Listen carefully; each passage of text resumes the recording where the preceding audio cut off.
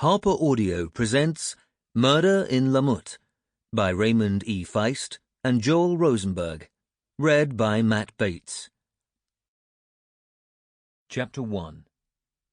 Night. It was a dark and stormy night.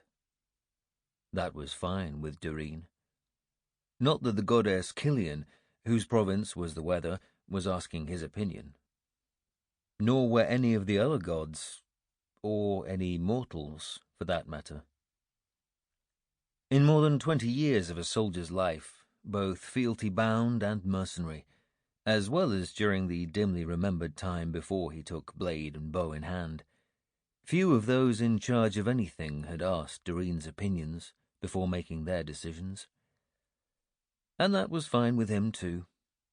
The good thing about a soldier's life was that you could concentrate on the small but important decisions, like where to put the point of your sword next, and leave the big decisions to others. Anyway, there was no point in objecting. Complaining didn't make it any warmer. Griping didn't stop the sleet from pelting down. Bitching didn't stop the ice from clinging to his increasingly heavy sailcloth overcoat as he made his way, half-blinded, down the muddy street. Mud.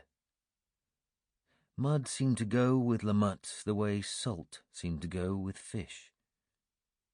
But that was just fine with Doreen, too.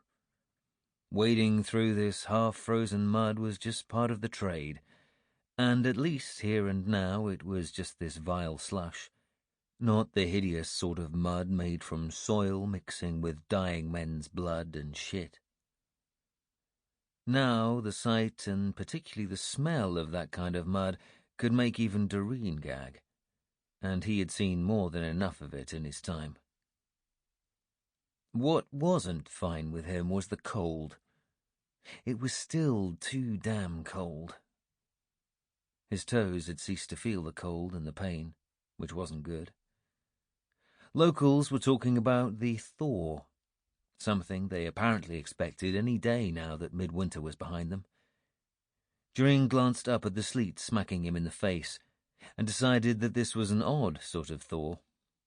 To his way of thinking, there was far too damn much of this half-frozen stuff falling from the sky for a reasonable thaw, or even an unreasonable one.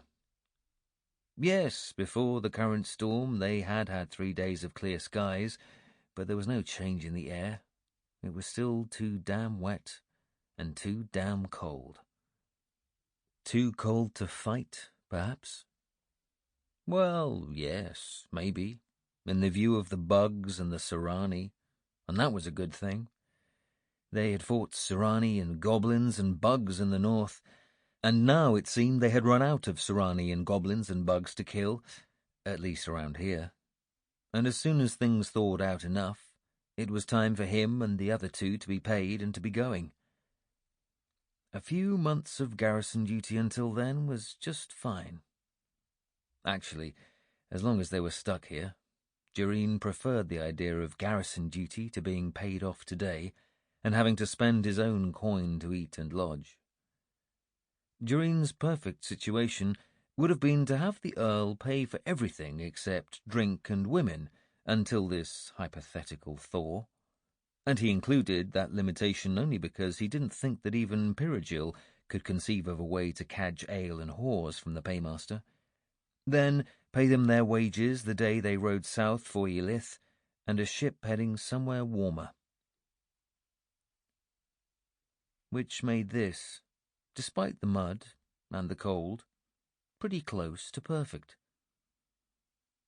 The heavy action was supposedly at Crydee these days, which meant that the one place they could be sure the three of them were not going was Crydee. Come spring, the privateer Melanie was due in Ylith. Captain Thorne could be counted on for a swift conveyance, and be relied upon not to try to murder them in their sleep. That would be bad for one's health, as Thorne's predecessor had barely realized in the instant before Peregil had stuck a knife in his right kidney, while the late captain was standing, sword in hand, over what he thought was Doreen's sleeping form.